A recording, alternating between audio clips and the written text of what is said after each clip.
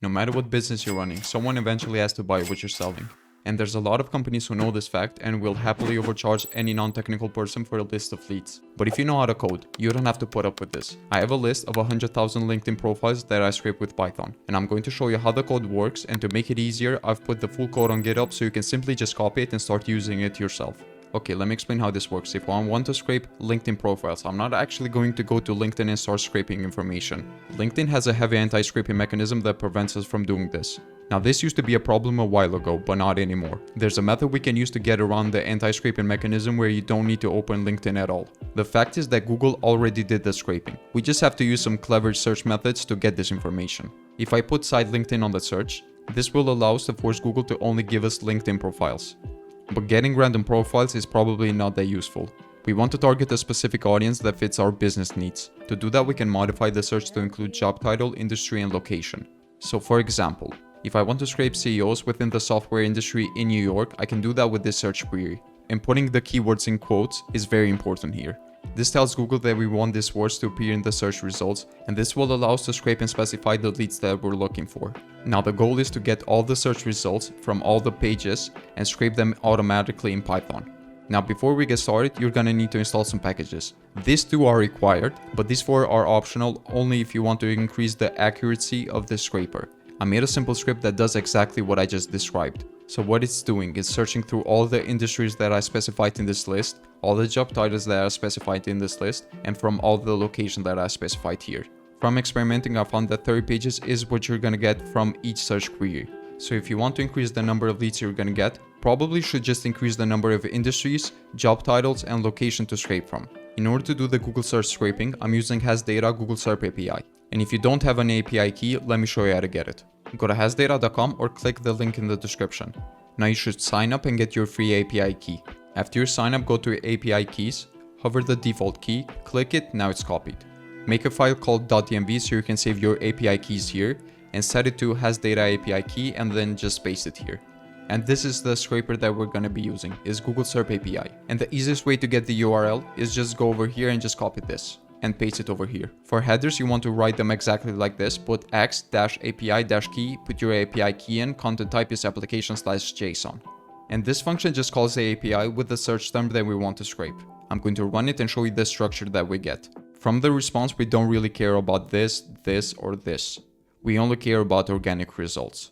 So this would be the same as searching this on Google, and we get the information in the structured way.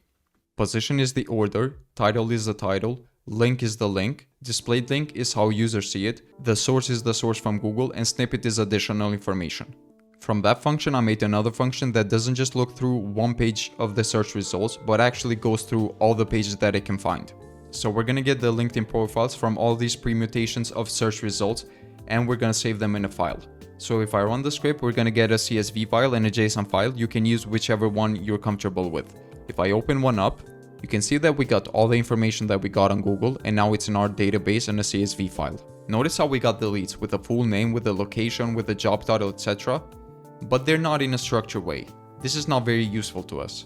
If I wanted to search through this database, it would be very difficult to do so. So I need to get this information and extract it in a very precise way. A while ago, this used to be impossible, but now we got AI to do the job for us and extract this information automatically.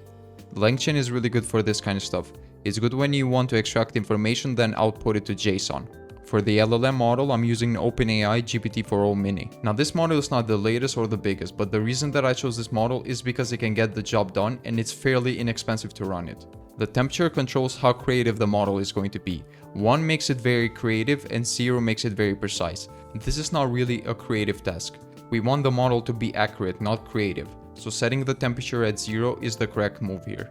To run this model, you're gonna need the LLM key and the LLM site. The LLM site is only if you're using an aggregator, but if you're going directly to OpenAI for your API key, you don't really need this, you can just skip it. Now the way that we force the model to return us only valid JSON is by using pydantic and structure output. So what I did is created a class called profile. So I put all the information that I want to extract along with the description so the AI will know how to do its task. And I made another class called profile list. This is how Pydantic expects lists of custom information to be structured as. A great way to save money on LLM API calls is to use batches. This just means that we're sending 40 profiles at once to be processed. You should be careful here.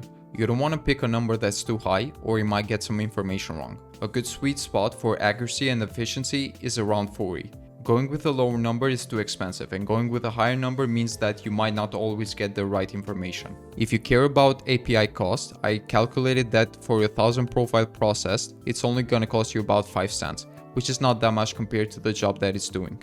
So if I run this script, I'm going to get a CSV file and a JSON file, just like the last script I showed you before. Now, if I open the file up, you can see that the information is very nicely structured. Now you're gonna notice here that some information might miss. This happens because even though the LLM does its job correctly, it's not guaranteed that the information will be in the search snippet, so it only extracts the information that is publicly available. Now already this list is fairly nice, but if we want to enrich it with more data, let's say I want a field for emails for example, I can do that with the example number 3. The way we're going to get everyone's email is we're going to read from the extractions that the LLM made, and we're going to do a basic search query on Google to extract the email. Now for this example, I'm going to use the CTO of HasData. I'm going to put the first name in, the last name in, the company that he works on, and I'm going to add email as a keyword.